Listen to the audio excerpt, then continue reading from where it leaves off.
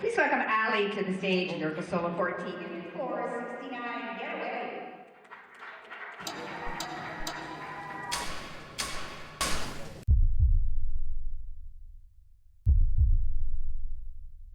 I didn't realize how much it affected me, right? What happened? And I'm like, you were traumatized. I was made to feel like you're never going to be successful in it, so like, why are you wasting your time?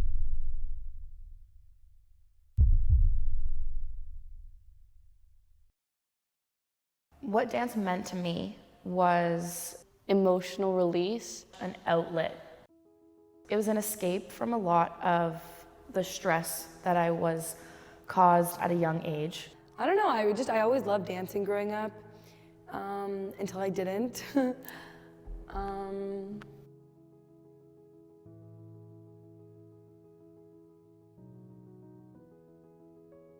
My name's Athena. I danced for 16 years, and no, I do not still dance. You were dancing with your best friends, you had to like travel together and like stay in hotels together, and like, I don't know, it was kind of like a confidence boost being on stage with your best friends. My name is Ali. I've been dancing for 12 years and I do currently still dance. I take dance classes at my university and I do a minor in dance, so it's definitely still a big part of my life.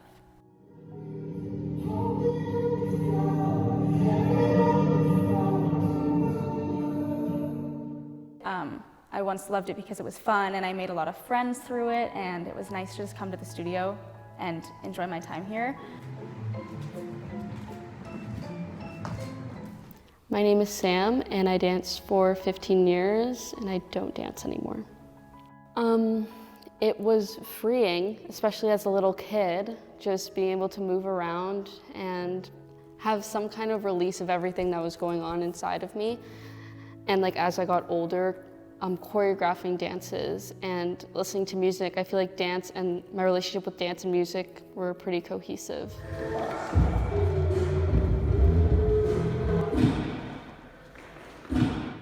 My name is Riley. I did dance for about 10 years and I'm not dancing anymore.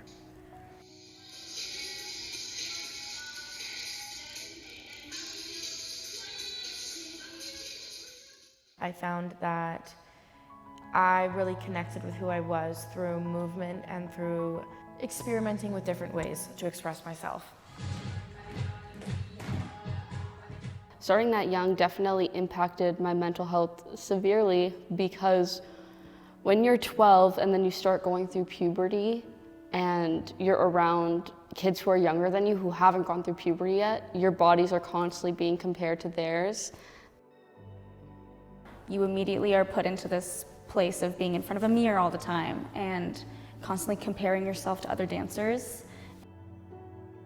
You're just surrounded by kind of like an opportunity to critique yourself.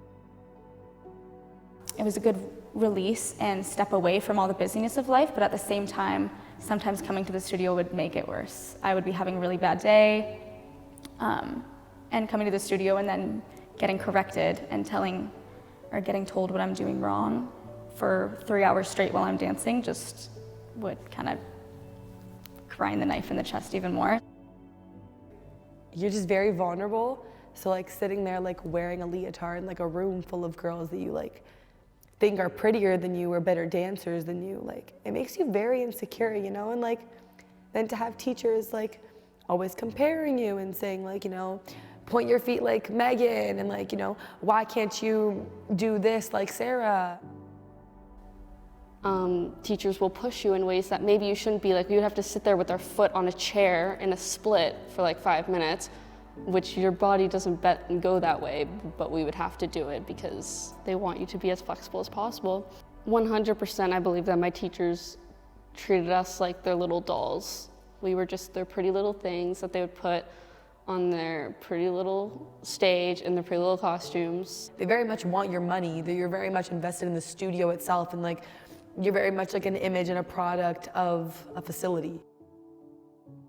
I remember I was backstage after my solo and my teacher was like, oh, make sure you suck in more next time. You know, we don't want to see what you had for lunch when you're on the stage.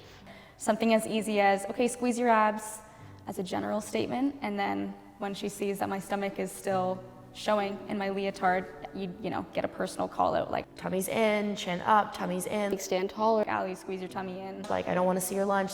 look prettier, like blah, blah, blah, dance like a lady. You're 9 years old, you don't know what any of that means. You're just there because your mom put you there to give you something to do.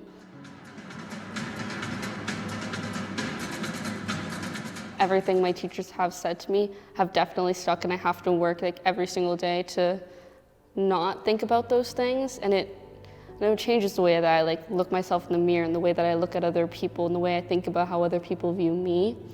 And it just makes that spotlight effect that we all have so much brighter. And it's just very difficult. I'm in therapy now. I'm always, like, if I'm on camera, it's like, okay, suck in. You don't want anything to be seen, or it's just like little habits in the back of my mind that I didn't realize I picked up on. In my second year of university, I took a ballet class, and I hadn't put on tights and a leotard in 2-3 years, and specifically like having to come to the studio every day wearing tight clothing and look at yourself in the mirror is really jarring. So then to know that my body had gone through so many changes, I wasn't as physically fit as I was when I was dancing 15 hours a week in high school. I was really nervous to, you know, be back in dance clothes. So it was just like, it's a lot of mental prep to get yourself dressed and be a ballerina again, because, you know, someone else may look at me and see the tight bun and the tights and the leotard and think I look like a beautiful ballet dancer, but I look in the mirror and I see all my insecurities and all the things that could be better about myself. So it really sticks with you. Like, it never really goes away. I'm really struggling with it still even. Like the way that I felt leaving the dance studio, the amount of pain, physical and emotional, like pain and exhaustion I would be in, the way that I thought that was normal baffles me. Like, I probably should have talked to somebody or like dealt with somebody, but I just thought like everyone was going through this, and like every girl was going through this, because every girl that I was friends with that was on comp and in dance was, you know? So it was just like, how do you get out of a toxic cycle when you're wrapped in it and like everyone around you is in it as well? Especially now having that other perspective too, where I now teach these young, really impressionable kids, I'm kind of worried that like maybe I'm saying something that's going to impact them in their future. I definitely feel bad for my younger self, because she went through a lot for something that she loved, and they completely tarnished it.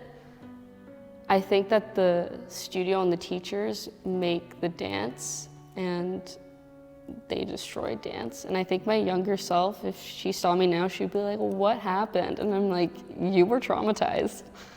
Like, she didn't get to like grow up to become the dancer that like she wanted to be.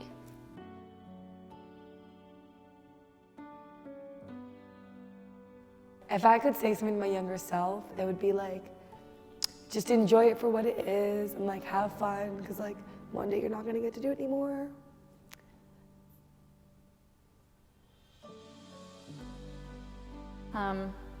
I do sometimes miss competition. I know in my grade 12 year, I kind of mourned the fact that I wouldn't get to compete and have that one number at competition that did really well and that everybody was proud of. But that came from a place of really only wanting that, you know, someone to tell me that I was doing good and that external validation. Whereas through not doing competition, I was able to find that internal validation, which I think has given me so much more than external validation in dance ever could.